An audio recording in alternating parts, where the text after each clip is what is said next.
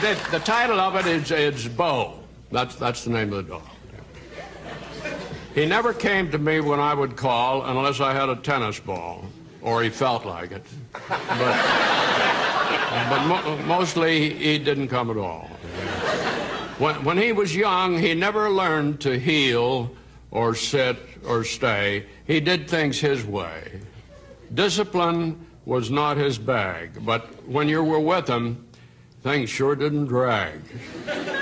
He'd dig up a rose bush just to spite me, and when I'd grab him, he'd turn and bite me. He bit lots of folks from day to day. The delivery boy was his favorite prey. The gas man wouldn't read our meter. He said we owned a real man-eater. He set the house on fire, but the story's long to tell. Suffice to say that he survived and the house survived as well. And on evening walks, and Gloria took him, he was always first out the door. The old one and I brought up the rear because our bones were sore.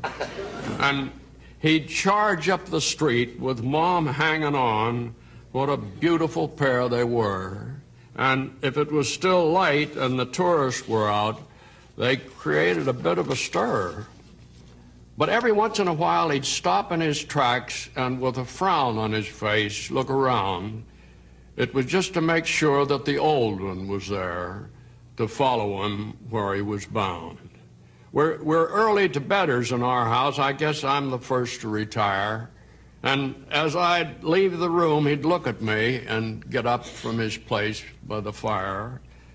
He knew where the tennis balls were upstairs, and I'd give him one for a while, and he'd push it under the bed with his nose, and I'd dig it out with a smile. But before very long, he'd tire of the ball, and he'd be asleep in his corner in no time at all. And there were nights when I'd feel him climb upon our bed and lie between us, and I'd pat his head. And there were nights when I'd feel this stare, and I'd wake up and he'd be sitting there, and I'd reach out to stroke his hair, and sometimes I'd feel him sigh, and I think I know the reason why. He'd wake up at night and he would have this fear of the dark, of life, of lots of things, and he'd be glad to have me near. And now he's dead.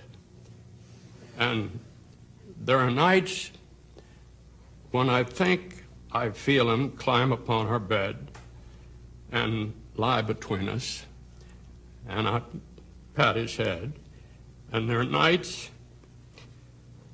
when I think I feel that stare, and I reach out my hand to stroke his hair, and he's not there.